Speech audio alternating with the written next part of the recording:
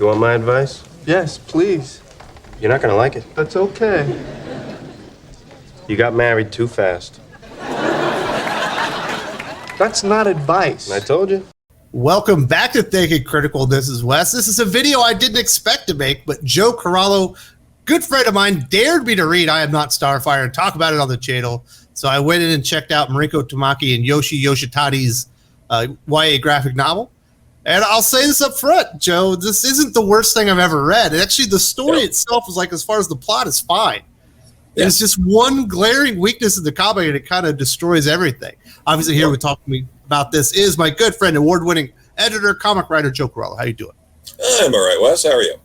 I'm great. So what are your general impressions of the story? Yeah, it's not the doom and gloom end of everything. It's not the worst YA book I've read by a mile. It's the art. I mean, I've met Mariko a number of times. I've seen her speak at cons and all that stuff. I've met and hung out with Yoshi at cons before. I've liked her stuff for a while. She's I feel like she's really built that style. It's perfect for like a younger audience, like a children's book. Like if you picked up a children's book and saw art like this, you would be like, of course, that's what it should look like. So yeah, the art in it's fantastic, and the story itself is kind of, I don't know, it's generic in a lot of ways. I'll be honest, Joe. I could relate to the main character. Sure, I think her name is Mandy.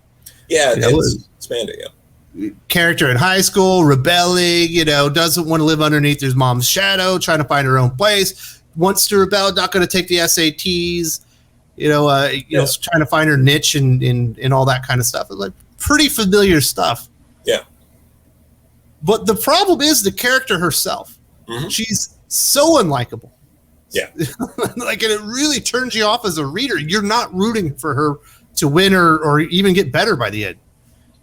Yeah, and I think what really ends up going too far in this, and I'll also preface it with this, like, I believe the timeline for this book was Michelle Wells had greenlit this. It got a bit into it before she was let go from DC. So there was shaking up while the book was in production.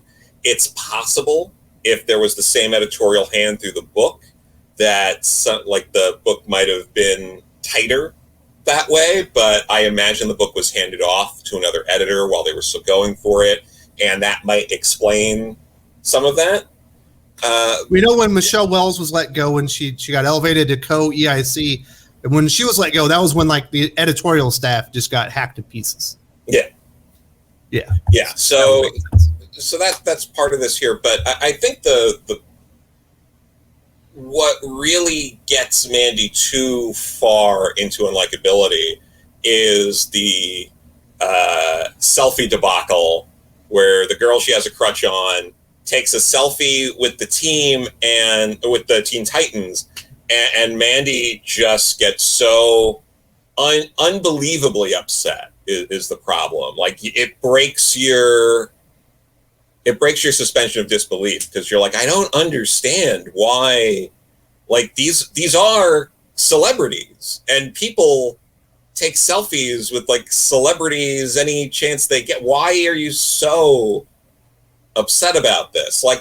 I get what they were trying to do, to be like, Mandy's upset because she feels like she was being used. It was a misunderstanding. Yes. Yeah, but the whole team was there, and that wasn't planned. So it wasn't like her girlfriend, friend, person. Crush. Yeah, her crush, yeah. It wasn't like her crush planned that. It was... But then, later in the book, it says her friends dared her to, take a selfie, but this wasn't a planned meeting. So, that whole bit was what's going on? What else? The other problem with that one, Joe, is a lot of the story and the tone of the book, and what Mandy's looking for is acceptance, right? Yes. I want my mom to accept me for the way I look. I'm not a superhero like her. I can't wear bikinis all the time. I'm my own person, and I want people to accept me. And it's clearly established before this encounter where this selfie happens that I think her name is Claire. Yeah, Claire. Yeah. Takes selfies of her entire life, and that's what her social media feed is. In fact, her and her friend are making fun of it, even though she's got a crush on her.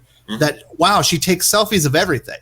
So this character that is yearning for acceptance and all the things that she wants to do for her life knows that this person takes selfies of everything and can't accept that herself. It's like... Yeah, there's a couple of tweaks here. This might sound like an odd thing to say, but like the book needed like another like 15, 20 pages. It needed not only to explain this a little more, but to build up when Blackfire eventually comes. Because that's the other glaring thing is Blackfire comes out of nowhere.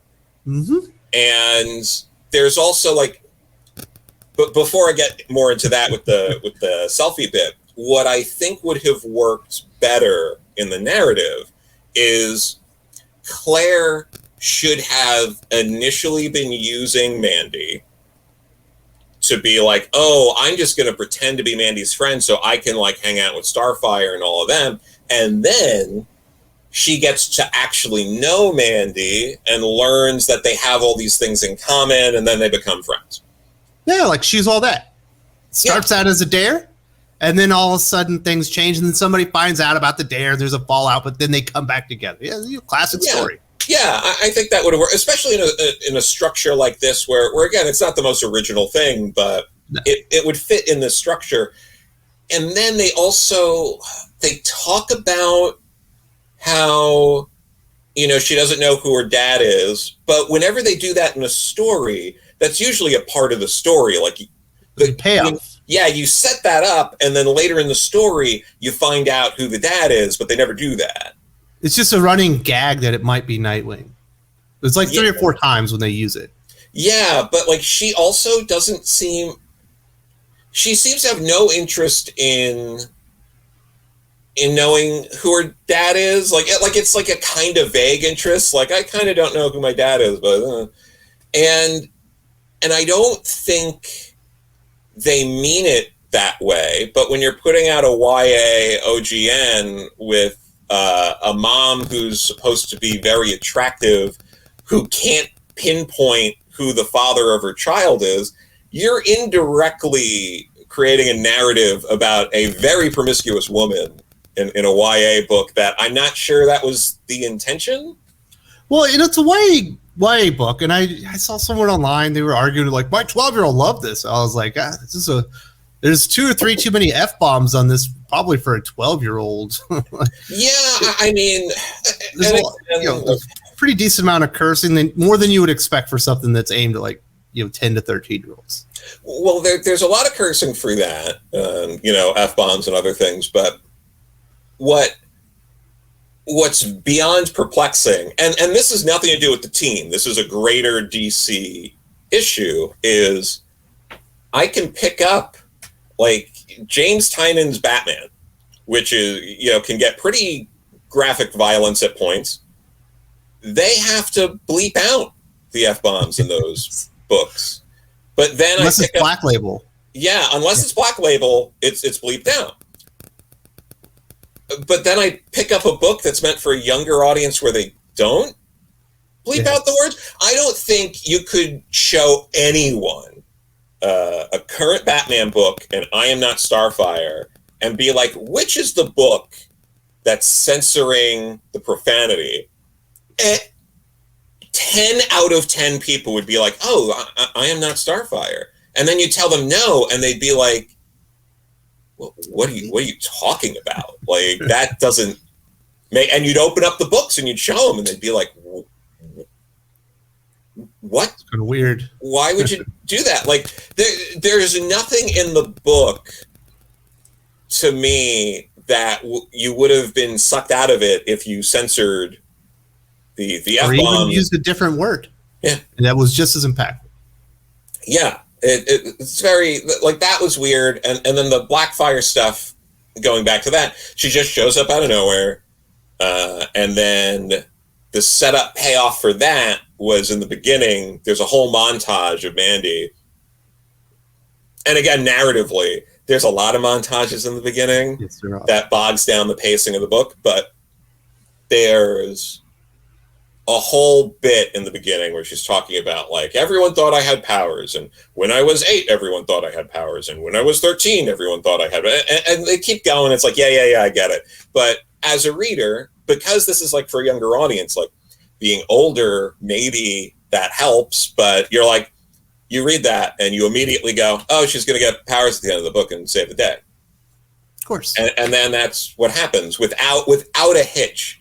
And she literally just develops powers at the right moment and defeats Blackfire no problem, even though she only just got powers, and you would think has no idea how to use them. Blackfire is a pretty formidable villain. I mean, she takes out Starfire relatively easily. Yeah, it's like I understand that they're pretty long-standing adversaries, but they set her up as a pretty darn powerful villain, and she does take her out in about a page and a half, maybe.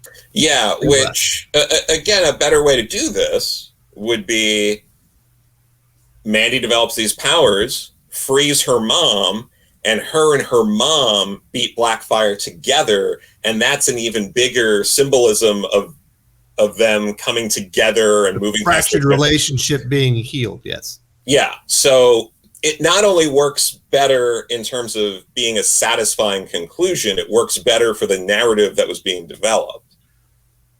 Let's talk about Starfire and Mandy themselves. The characterization of their relationship is really odd, and it makes the character, once again, just look like an awful person.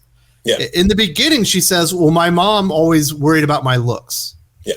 In the book, it is never demonstrated that her mom gives one crap about the way she looks. In fact, she's completely concerned about her.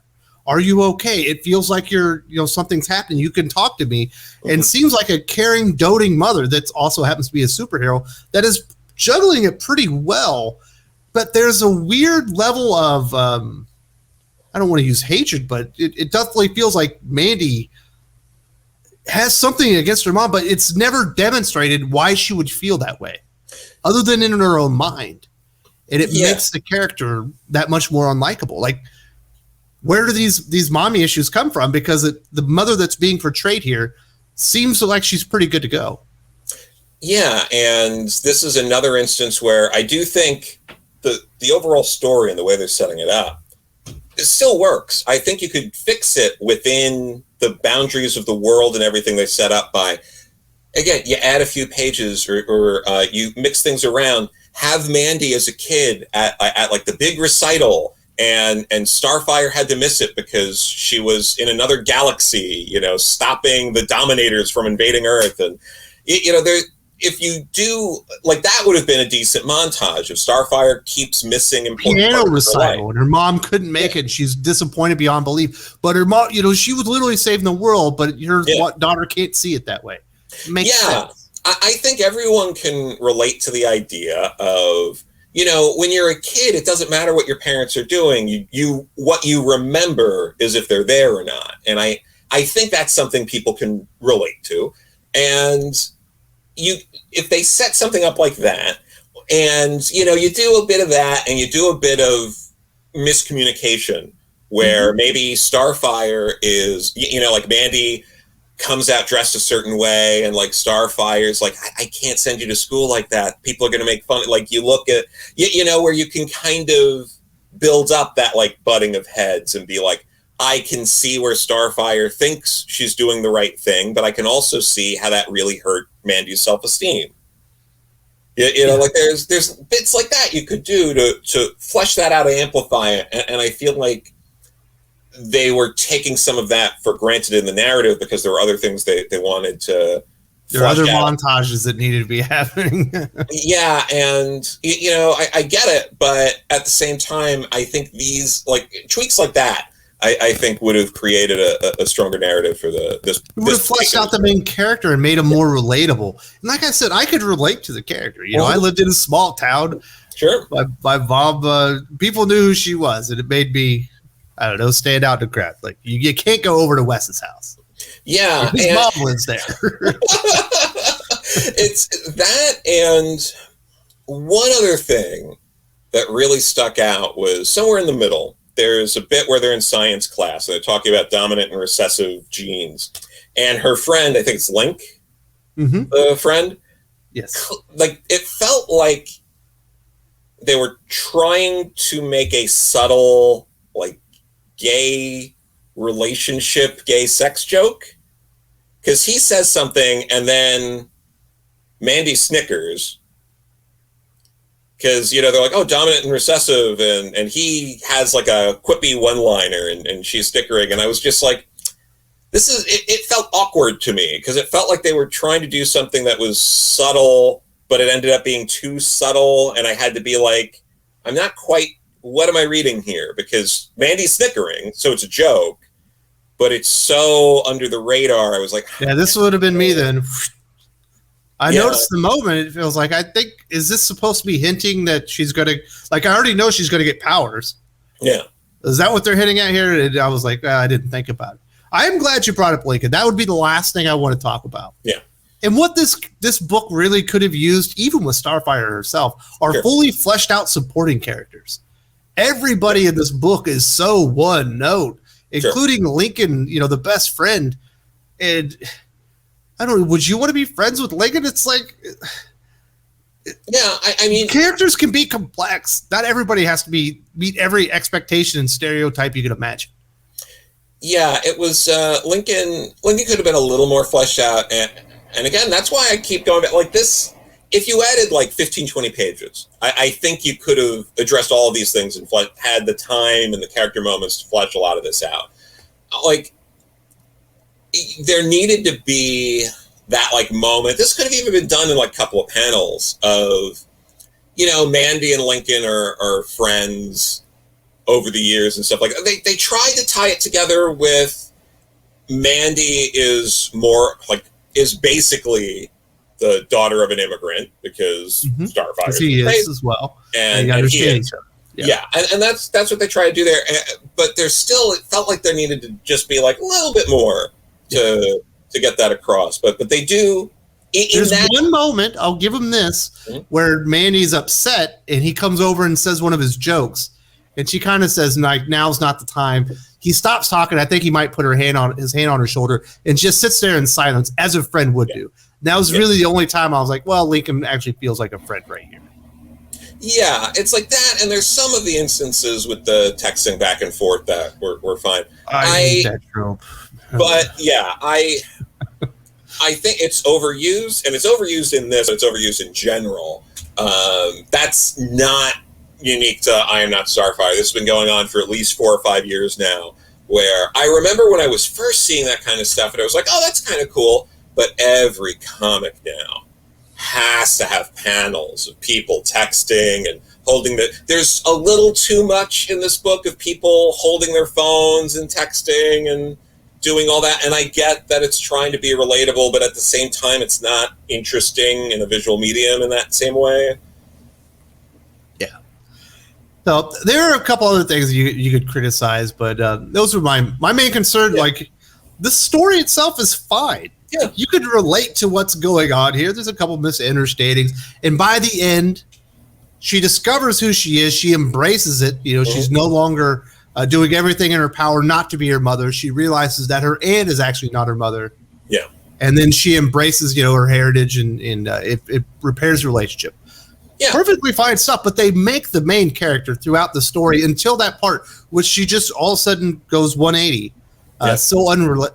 So unrelatable and unlikable that it really hurts the story. Yeah, but overall, it's fine. If they're going to be, I'm sure there are going to be plenty of people that do like it. There are people that like unlikable protagonists and stuff like that. If you're thinking about getting this for your kids, other than the swearing, it's pretty fine, I'd say, for like a 12 or 13-year-old or something like that.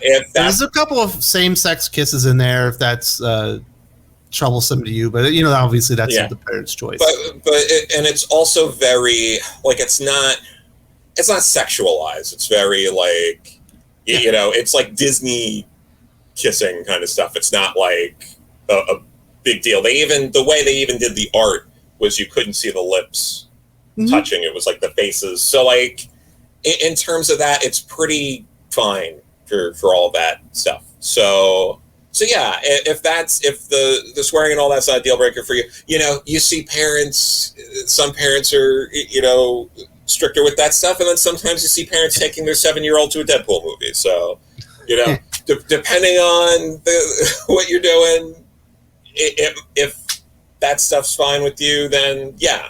And I remember seeing some like 6-year-olds at the South Park movie thinking, oh boy, this is not good. But probably would have been smarter just to make this like an original character. It would have made more sense. Yeah. Because it does make Starfire, it makes her look really bad for the most part. It does insinuate that she has some provocations that are in her personal life that aren't altogether, I don't know, altruistic. Like she might get around a bit here and there. So, and it kind of throws a wrench into things in terms of like how old are these characters supposed to be? Because like Beast Boy in particular still comes off as a young kind of character, and it's like he's got to be at least 13, 14 or so. Well, I mean, Mandy's she's taking the SATs. They say Starfire's known Nightwing for over 20 years at this point, so he must at least be like 36, something like that. Yeah, but he comes off very young. Like, so yeah, if it was an original character, that would have made sense. If they made it further into the future, it would have made sense. There was no real reason to not have had, Starfire know who her dad is, and her dad had passed away or something like that. Like, could have gone that route, and then that, cleans it up a little bit. But yeah, overall, it's fine. It looks nice. The art, I really like Yoshi's art, and overall, it's a middle of the road graphic novel. Mariko has done a lot of great stuff over the years. I've been a big fan of a lot of her indie stuff like Skim and this one Summer. I really liked what she did on Wonder Woman. I was one of the people that had faith in Detective Comics, and overall it's I think a pretty solid book. So yeah. As far as the story or whatever goes, it's pretty generic YA novel, YA graphic novel stuff. It's stuff that you would see in a Netflix series that was designed for this audience. The main character is just completely unlikable until she's not unlikable at the end. It's like there's whatever, but I guess these things happen. Joe, I do want to say thank you very much. And if you're upset with me that I didn't hate this comic book enough, I'm sorry. I read it. It's for the most part completely inoffensive, other than the characters really awful, and there's too much cursing for a YA graphic novel, and not a lot of characters are fleshed out. But other than that, whatever, the story itself, it's stuff. It's a very like you've read this story before, more or less. You know what you're getting into, so there you go.